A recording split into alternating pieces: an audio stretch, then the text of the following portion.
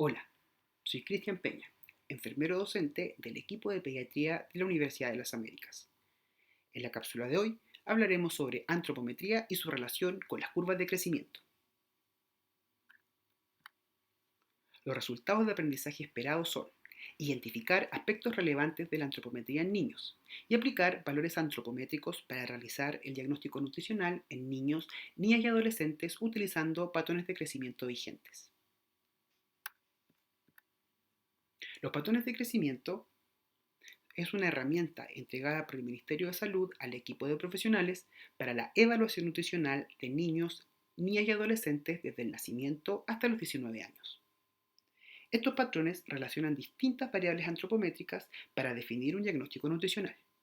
Además, se complementa con la norma técnica para la supervisión de niños y niñas de 0 a 9 años en la atención primaria de salud.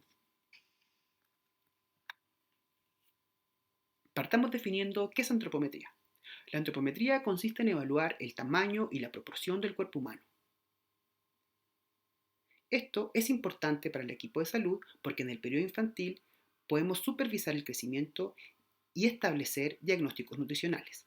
Para el equipo de enfermería nos va a orientar para establecer nuestros cuidados e intervenciones. Para esto necesitamos 4 mediciones: el peso, la talla, el perímetro cefálico y el perímetro abdominal. Partamos con el peso. En cuanto al peso, hay ciertas consideraciones en su técnica.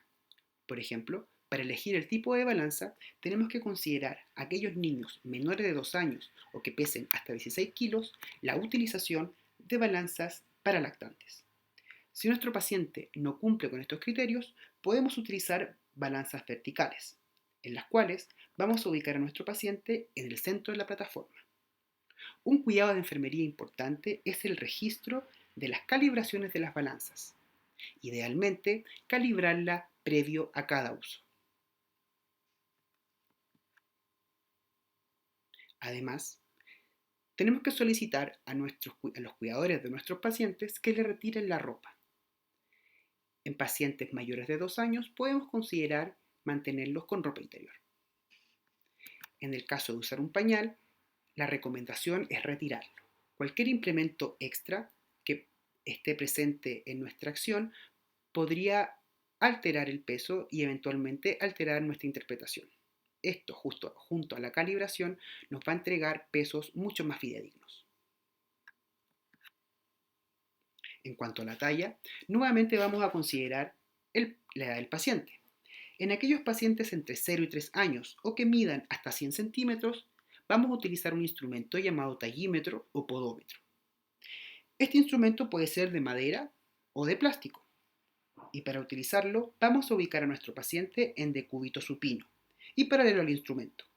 Su cabeza debe estar en el borde superior. Sus extremidades tienen que estar totalmente estiradas, procurando que sus rodillas no se flequen. Los pies deben estar en ángulo de 90 grados.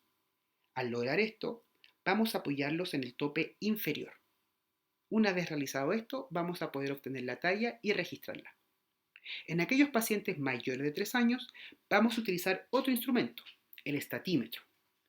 En este instrumento, nuestros pacientes tienen que estar de pie y de espalda al estatímetro. Su torso tiene que estar recto y la cabeza erguida. Vamos a solicitar que idealmente estén descalzos y sin accesorios en su cabeza.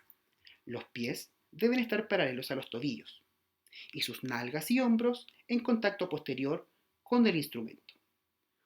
Una vez logrando esta postura, podemos lograr su talla y registrarla. En cuanto al perímetro cefálico, lo vamos a medir en pacientes desde el nacimiento hasta los 3 años, por lo menos. En este caso, vamos a solicitar que el paciente tenga su cabeza libre de cualquier objeto, que eventualmente podría alterar nuestra medición. Es decir, vamos a retirar cintillos, gorros o pinches. Para su medición vamos a utilizar alguna cinta métrica o wincha que sea inextensible, con la finalidad de que nuestra medición sea lo más fidedigna posible. En cuanto a la técnica, vamos a ubicar la cinta métrica por sobre el reborde ciliar y por la zona más pronunciada del occipucio. Es importante destacar que el reborde ciliar está por encima de las cejas. Además, tenemos que asegurarnos de que esta medición sea horizontal. Esto quiere decir que la cinta se encuentre a la misma altura a ambos lados de la cabeza. Nuevamente, para que nuestra medición sea lo más objetiva posible.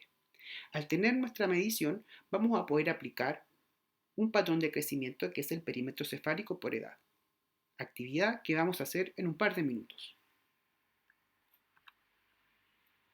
Nuestra cuarta medición es el perímetro abdominal. Para esto, le vamos a solicitar al paciente que se desvista y vamos a utilizar nuestra cinta alrededor de la cintura del paciente, por 1 centímetro sobre la cresta ilíaca, pasando por encima del ombligo. Además, le vamos a solicitar al paciente que tome aire y exhale. La medida se va a tomar al final de la exhalación, cuando el abdomen esté totalmente relajado. Acá es importante destacar que en aquellos pacientes con malnutrición por exceso, vamos a medir la curvatura abdominal más amplia para el registro. Y en cualquiera de los dos casos, vamos a pretender tomar 2 medidas y promediarlas. Al realizar esta actividad, vamos a poder usar la distribución de percentiles de los valores estimados del perímetro de cintura en niños y adolescentes de 5 años a 19. Esto es otro punto importante, ya que la actual recomendación nos dice que deberíamos medir la cintura desde los 2 años en adelante con la finalidad de tener un registro y pesquisar de forma oportuna algún signo de malnutrición.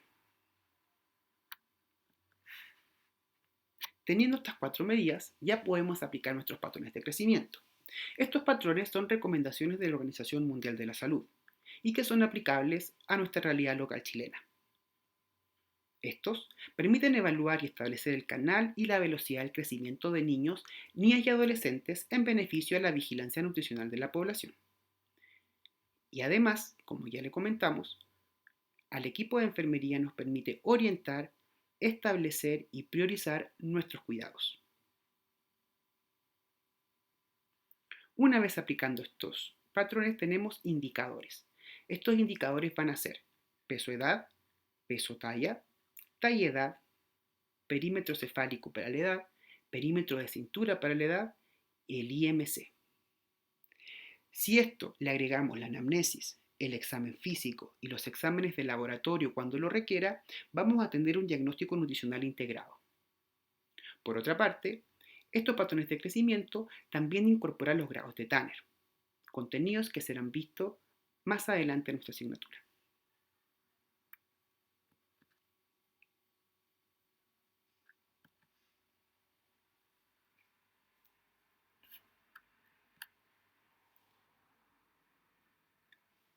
Para que esta medición sea objetiva y nosotros sepamos utilizarlo, es necesario definir las desviaciones estándar. Si al aplicar nuestro patrón de crecimiento, el paciente está entre la medida de -1 y +1, hablamos de que nuestro paciente está en el canal de la normalidad o en la mediana. Si al realizar este cruce de información el paciente está sobre el canal +1 pero bajo el canal +2, hablamos de una desviación estándar. En el caso de que nuestro paciente sobrepase la línea del +2, nosotros vamos a hablar de que nuestro paciente está por sobre 2 desviaciones estándar.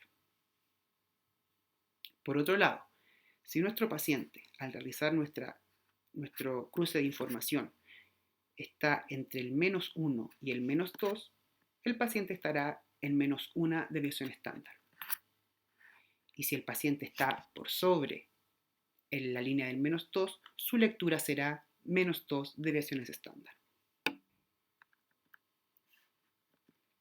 Para poder aplicar los patrones de crecimiento, utilizaremos un caso clínico. Un paciente de sexo masculino de 4 meses, nacido de 40 semanas de gestación, adecuado para la edad gestacional y con un diagnóstico nutricional previo eutrófico, y alimentándose con lactancia materna exclusiva, asista a su control de niño sano correspondiente a los 4 meses. En ese control se establecen los siguientes parámetros antropométricos. El peso, 6.800 kilogramos. Talla, 64 centímetros. Perímetro cefálico, 41 centímetros. Recordemos que a esta edad no se mide el perímetro abdominal. Una vez teniendo estos parámetros, podemos aplicar nuestras curvas. El primer indicador que vamos a revisar es el peso para la edad. Este indicador, en su eje horizontal, tiene la edad en meses y años cumplidos, mientras que en el eje vertical está el peso en kilogramos. Por lo tanto, nosotros tenemos estos dos datos y podemos entrecruzarlos. Es decir, que a los 4 meses, nuestro paciente pesa 6.8 kilos. Según lo visto previamente, nuestro paciente estaría en el canal de la mediana o de la normalidad. El segundo indicador es la talla para la edad. Este indicador, en su eje horizontal, tiene la edad en meses y años y en su eje vertical la longitud en centímetros. Al cruzar nuestros datos, podemos ver que nuestro paciente está en el canal de la mediana o en el canal de la normalidad. El tercer indicador es el peso para la talla. Este indicador relaciona en su eje horizontal la longitud en centímetros y en su eje vertical el peso en kilogramos. Al entrecruzar los datos, nos podemos dar cuenta que el paciente nuevamente está en el canal de la mediana o canal de la normalidad. En cuanto al perímetro cefálico para la edad, este indicador en su eje horizontal tiene la edad en meses y años y en su eje vertical el perímetro cefálico en centímetros. Al cruzar la información, nos damos cuenta que el paciente nuevamente está en el canal de la mediana, es decir, de la normalidad. Una vez realizadas estas actividades, pasamos a registrarlas. Posterior a su registro, tenemos que interpretar. Según nuestra curva de crecimiento, el indicador de peso-edad estaba normal. El indicador talla-edad estaba en el canal de la normalidad. El indicador de peso-talla estaba en el canal de la normalidad. Y finalmente, el indicador de perímetro cefálico para la edad estaba en la curva de normalidad. En menores de un año, el indicador que nos va a entregar el diagnóstico nutricional de eutrófico es el peso para la edad. Esto lo podemos revisar en la calificación nutricional entregada a los patrones de crecimiento, en donde relaciona cada calificación nutricional en base al año y también a el indicador. Importante destacar que en aquellos niños menores de un año, el indicador peso-edad va a determinar la calificación nutricional, es decir, eutrófico. Sin embargo, si nuestro paciente tiene un indicador de peso-talla en +1 o +2 desviación estándar, es este el indicador que va a predominar para su diagnóstico nutricional. Es decir, nuestro paciente estaría con sobrepeso u obeso.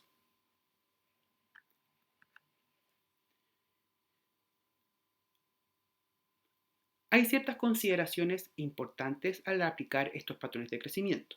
El primero, frente a pacientes que sean prematuros, deberemos aplicar edad corregida, contenido ya visto en nuestra asignatura.